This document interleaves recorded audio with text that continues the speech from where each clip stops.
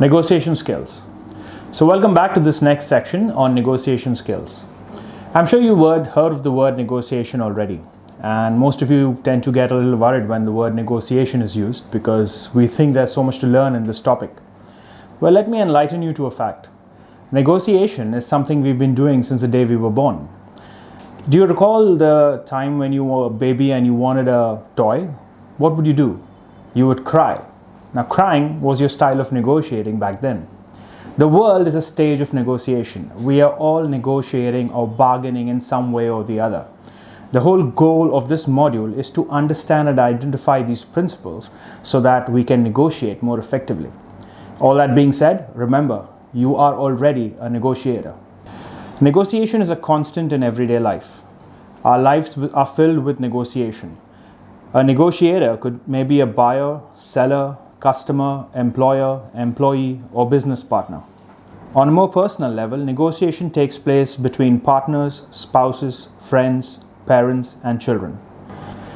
One of the key skills that we need to develop in order to be an effective negotiator is not being afraid to bargain. The moment we think of negotiations and the moment we think we got to present our own point of view or what we think is right, there is this fear, that comes within us. We tend to get afraid about whether we should say what we think is right or not.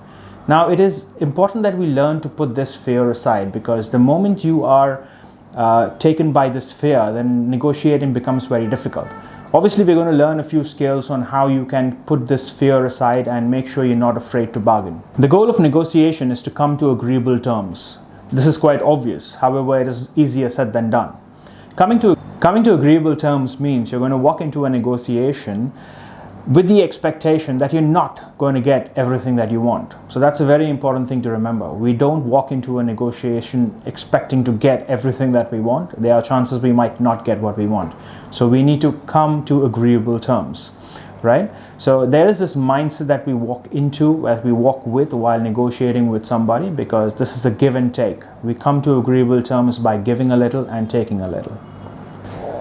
One of the key points to keep in mind is that at the end of negotiations, you have to come out with a mutually beneficial relationship. There is no fun negotiating with someone if you don't get what you want out of it. Maybe not everything that you want, but you have to get most of what you want. It's the same with the other party as well.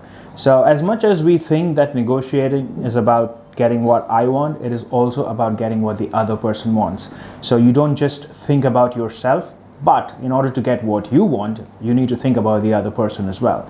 So this completely changes the whole aspect of negotiation.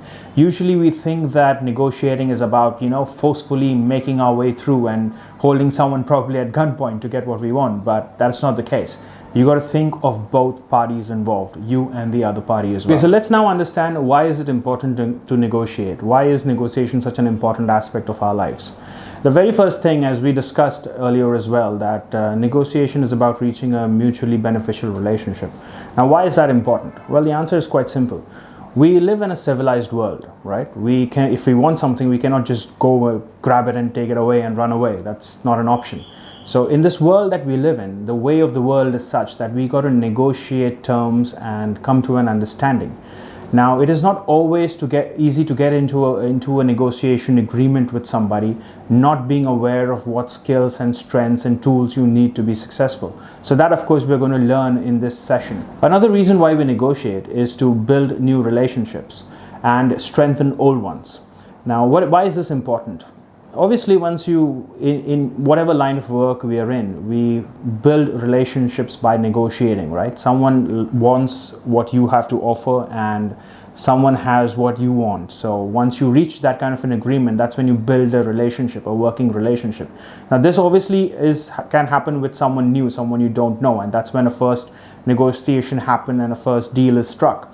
But negotiation also plays a future role. I mean, it's very futuristic in the sense that the relationship that you have built you'll continue to build upon that in the future as well. Because, say for example, if you and I get into an agreement in the future, you will not think twice before coming to me. You might not consider going to someone else. You will directly come to me. So negotiation not only helps you build new relationships, but it ensures that you strengthen old ones. We also negotiate to sell a product or service. It is important for a customer to feel that they are buying something that's going to benefit them.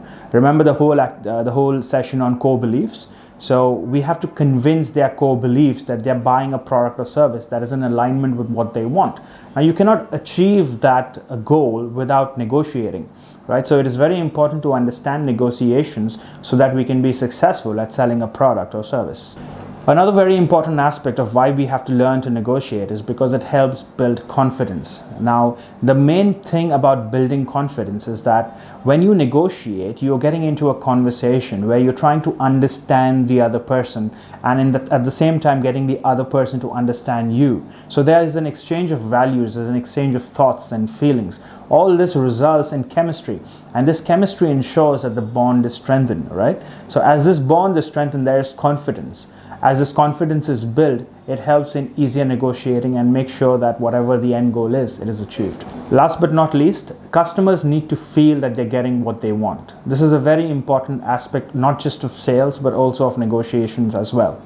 Because at the end of the day, if a customer does not feel that he got what he wants out of a conversation, or out of a business, out of a discussion, then he will not really feel that satisfaction. Therefore, we learn the art of negotiating so that we get to someone's root and actually convince them into buying our product or service or whatever the offer is. Aspects of negotiation. So let's now understand what are the aspects of negotiation. In order to make this topic simpler, what I've done is divided negotiations into 3 aspects. If you understand these 3 aspects, then it will give you a very clear idea of how to approach the whole problem of negotiating. Right, so let's talk of the 3 aspects of negotiation. The very first aspect is research, planning, and preparation. Now, we'll of course get into detail into what research, planning, and all the other 3 are. But what's important to remember that planning, research, and preparation plays a crucial role. You know, if you're going to an exam or if you're going for an interview, you got to prepare, right? Similarly, if you're going into a negotiation, you need to prepare. The second thing is, the second aspect is conversation style. Now, there is a way that we speak to people. The way I'm talking to you is different as compared to when I'm talking to a friend of mine, or if I'm out with someone for a social event, the way I just speak with them will be different. Now, there's different conversation styles that we use in different situations. So we're going to discuss what conversation style is right while negotiating. And last but not least, and the most important, is state of mind. There is a state of mind that you got to be in before entering into a negotiation. You cannot enter into a state of mind just like that, or just, with a bad mood. You got to be in a very positive and very, we'll discuss that of course, but the state of mind needs to be right. Another important thing with preparation is to search for common interests. Now, this common interest is not only related to the negotiation subject, but to the person that you're negotiating with as well, because it'll act as an icebreaker. For example, most often than not, it is noticed that people usually follow the same sports, like cricket, for example, is a very good icebreaker. Now, I'm not encouraging you to directly go into this kind of rapport building conversation with people that you're negotiating with, but searching for common interests, something that, seems familiar, tends to break the ice more easily, and people tend to get more open. So doing your research and planning in this way will definitely help. The second aspect is conversation style. Now, obviously, conversation style is the way you carry the conversation forward during a negotiation. You cannot just go into a conversation as you normally would. The way you speak to a friend, the way you speak to your parents, the way you speak to your teachers, your manager, your boss is all different. The way you speak to a customer is different. Similarly, the way you speak during negotiation has to be different. So we're going to discuss what negotiation style would be apt. What I'm going to do is give you a few points so that you get a very good idea of what it is that you exactly need to do. The very first thing you need to do is listen to understand, not reply. Now, what happens is when we are into a negotiation, when we're trying to get something out of it, we're too eager to put our points forward. But that should not be, we should be eager, of course, but we should not be too eager. We should wait and let the person finish what they're saying. And once they've said whatever it is they're saying, try and understand where they're coming from. What is their belief? What are they trying to achieve out of that? Once you have understood, only then respond. The second thing to remember in this kind of conversation style is ask questions. It is very important that you go ahead and ask and find out what the core belief is. what their thought process is. Why is it that they really want something? Only once you ask questions will this give you more clarity on the subject. Negotiations is not about walking into a room or having a conversation where you're constantly dictating what's going on. It is good to ask questions like, why do you want this? What is it that you're looking for? Why would this interest you? If not this, what would be a better option? Asking questions tends to overflow the conversation with information, which would help you make better decisions. The next point is to remember to clarify what is agreed upon. It is very important to have some kind of clarification if you're not sure, or even if you reach some sort of a consensus during a conversation, always be willing to clarify. An example could be, so this is what, if I understand you correctly, this is what you are looking for. Or it could be something like, if I understand you correctly, the cost is the problem. Or this will help make sure that you're clarifying and closing exactly what the customer or the person you're negotiating with is saying.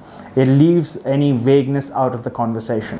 During your conversation style, it is also a good idea to summarize what is happening. Now, summary does not mean you give the start to end gist of whatever has happened, but just like clarification, summary is a little more in detail and tells during a negotiation conversation will ensure that you both parties are on the same page. It could be either at the end of the discussion of a particular subject, or it could be at the end of an entire once a topic is discussed. It is good to summarize what is being discussed. Another thing to remember with conversation style is you make proposals and you state conditions. Now, why is it important to make proposals? Now, the reason you make a proposal is because, as the word proposal says, you're proposing something. You're not forcing someone to listen to you, or you're not saying, no, this is exactly what I want. You're making a proposal and you're stating conditions.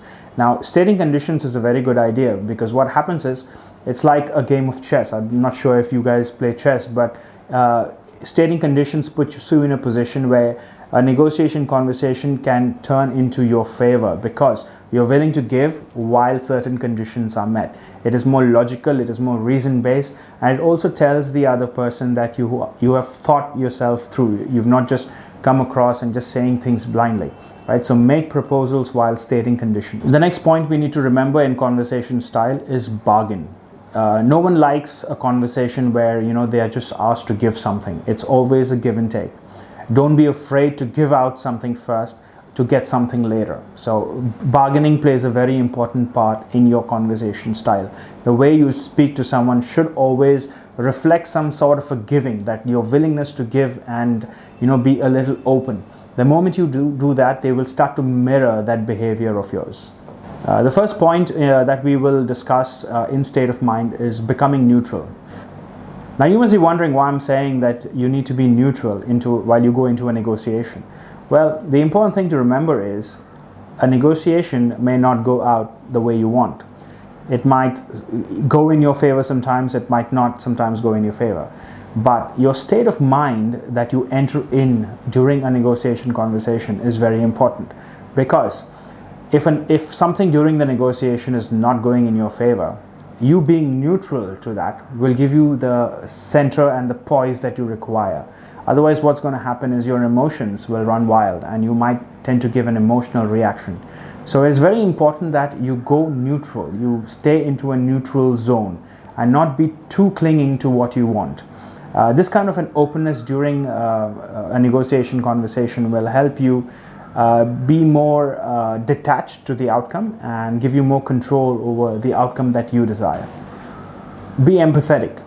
It's very important to empathize with the other person. If you're not in an empathetic state of mind, then it becomes very difficult to actually understand what the other person is trying to say or where they're coming from. Now, of course, we'll do a lot of research and we'll plan a lot before our negotiation, right? But sometimes we might get to know something which we thought was not the case. And during such moments especially, we have to be empathetic towards what the customer is saying or what the other person is saying. This will ensure that you acknowledge the other person's state of mind, state of emotion, and make sure that they do not feel unheard. Express concerns. Now, although you'd be in the right state of mind where you'll be neutral and you'll be poised and you'll be having a very encouraging conversation, Your state of mind should not be so neutral that you do not raise concerns. It is very important to express what is going on in your mind. If you're not comfortable with something, don't feel shy to raise a point and express the fact that you're not okay with something that is happening. Now, this state of mind, of course, will take you out from your zone. You might be neutral, you might be okay with things happening. But the moment you start expressing what is actually going on in your mind, that's when the conversation will become more of a give and take, right? Because as much as you want the other person to share information with you, it's also important that you genuinely share your own concerns with the other person. This will take the conversation to a whole nother level and make the whole process easy. Last but not least, use positive body language, tone, and mannerisms. Now, this goes without saying. You cannot walk into a negotiation with poor body language, or not following the right tone while talking, or not following right mannerisms. You got to be respectful. You got to make sure that you're dressed well for the conversation. You got to make sure that you have the right tone and of voice while you're talking. So these things are very important. I mean, they are like the icing on the cake. So always remember, the right body language, the right tone, and the right mannerisms will ensure that your negotiation conversations go well. So these are the three main aspects of negotiations. Maintaining poise.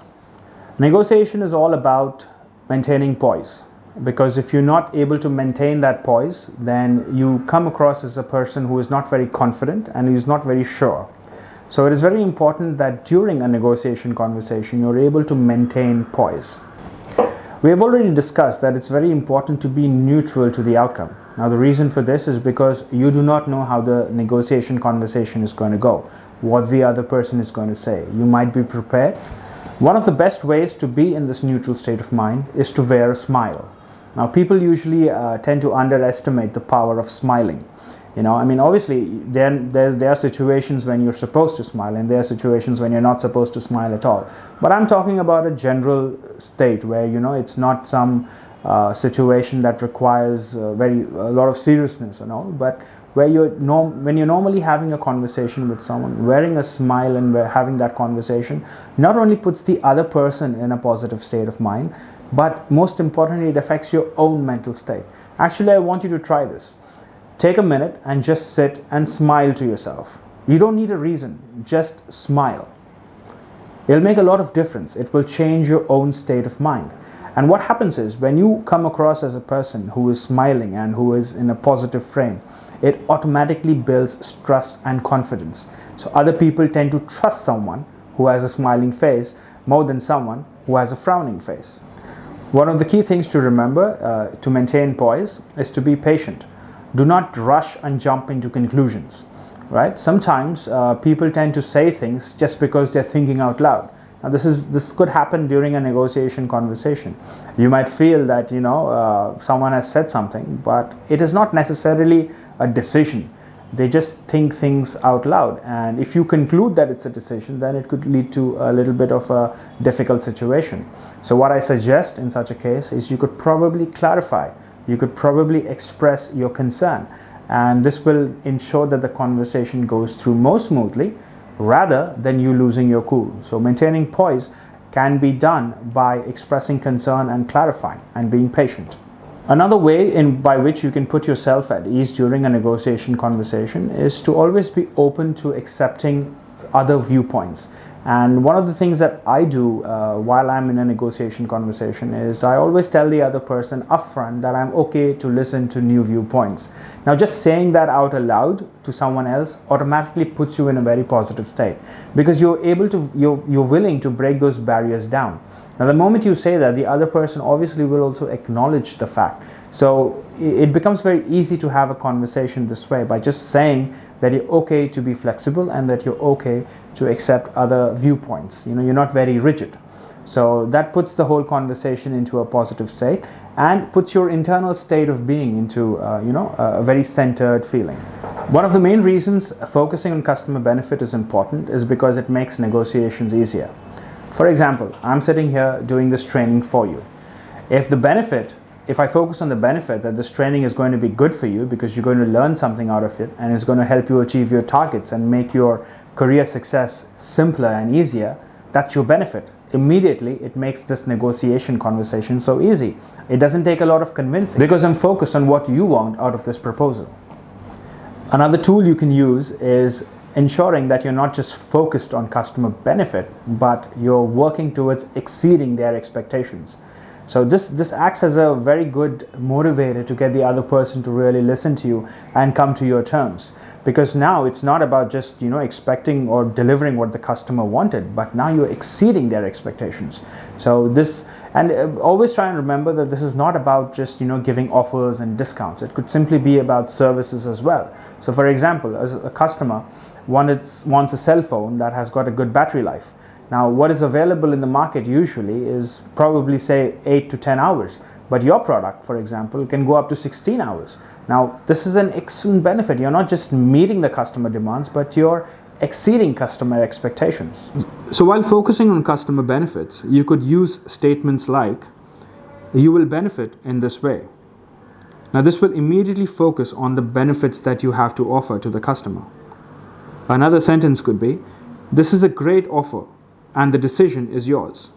Now, using this sentence puts the ball completely in the customer's court. I mean, he's already happy about the expectation, but simply telling him that the decision is yours kind of makes him eager and anxious to actually go for it. A win-win situation. Negotiations is all about getting to a final end result where both parties win. It is not possible to enter into a negotiation with the hope of not coming out winning. Now, how do we get into this win-win situation? Obviously, we've discussed different planning and preparation, conversation styles, and the state of mind that you need to be in. However, the end goal when you do your planning has to be a win-win situation. It is quite possible that sometimes you might enter into a negotiation, or when you're in your preparation stage, you might not be able to really think of any win-win scenarios. That is okay. I mean, it's not always necessary that you're able to work things out before you actually go into a negotiation conversation. What you can try and do during such situations is try and find out what you're willing to compromise on and what you're not willing to compromise on, and what the other person is willing to do. This will automatically create a situation where you have more information. Also, using honesty tends to work in such situations. You can actually ask the other person what more you desire. Obviously, focusing on customer benefit is very important. However, remember that during a negotiation, if the win-win is not in your favor as well, then it is no point getting into such a conversation. It is okay to walk out of there and be okay with not really coming to any agreeable terms. Value for money. During negotiations, displaying the value of a product or your conversation is very important. If you're not able to explain the real value of the product or the value for money, then negotiations tend to not go in your favor. Now, usually when you tell somebody that this is the value of a product or this is how much it costs and it's very beneficial, they always will try and lower the value of it. And you got to be prepared for that. However, you do not need to accept whatever they are saying. You need to still stick to your terms and your offers. When you're trying to prove the value for money, you could use examples of how it is going to benefit the customer. If you're selling an insurance policy, you could explain to the customer that just by paying a very small premium every month or every year, they get huge returns at the maturity of the policy. Right? So this not only gives them a cover, but also ensures a lump sum amount by the end of the term. In case of a recovery scenario, it is always a good idea to encourage customers to pay a small amount. Now, there is value here because it demonstrates a customer's willingness to pay despite being in difficult situations rather than not paying at all. So it's always important during negotiations to demonstrate the value of things and what is the actual value for money. Customers believe other customers. This is a very important point to remember while negotiating, especially with a customer when you're trying to sell him a product or a service. A customer would always believe what another customer says, and you and I are victims of the same philosophy. So it is very important to tell the customer what your other customers are thinking about a particular product or feature. You could do this by gathering customer feedback from various sources and explaining or showing this information to them. This will immediately get them to think twice about what it is that you're offering. Explaining to the customer that your product value and offer is rare automatically puts them into a state of mind where they feel this urgency to get into a business arrangement with you. Therefore, explaining to the customer how rare your product is and what is the actual value by using other customer feedback acts as a real bonus during your negotiation conversations. For example, a customer might say, "I don't think this feature is value for money." You could respond to this by saying, "This is a new feature available on a few select items available in the market today. Not only do we have great reviews for this feature, but there is also limited stock." Last but not least, always remember, don't apologize if your customer does not find value in your offer. Not everyone will be impressed by an offer that you make, so it's all right, but never apologize. Because what happens is, if apology tends to put the other person into a commanding position, it makes them feel that you apologize because you felt you were wrong. We usually have this tendency to say, I'm sorry you did not like it. I'm sorry I can't do what you want or what you expect. Now, apologizing in such situations puts you in a kind of a lower position, and we should avoid that at all cost. If a customer is not happy with an offer or does not value your product or value what is being offered, it is fine, but do not apologize. Another very important point about negotiations that we're going to discuss is identifying need for change. Now, we all know, we're all human beings, right? Change is not something we want, but it's a constant. It happens. Now, if I ask you to buy a new cell phone, unless you're someone who really buys cell phones very often, usually you would think twice because you're happy with what you have. Why should you change if there is no need for you to change? Now, during negotiations, especially during sales negotiations, it is very important to tell the other person or explain to the other person that changing is a good thing, because that change will ensure that they find happiness and satisfaction. We need to enlighten them to the fact that change guarantees happiness and satisfaction. Say, for example, that a customer has a loan and he's already paying an interest rate on that loan. But now you are offering a loan for a low interest. Usually, customers are not willing to change because they're quite happy with wherever they are. But the moment you identify the rate and the difference in the amount that he'll be paying and how much he'll end up saving over the years, then obviously not changing is not a good idea for the customer, because if he changes, it guarantees more happiness and satisfaction.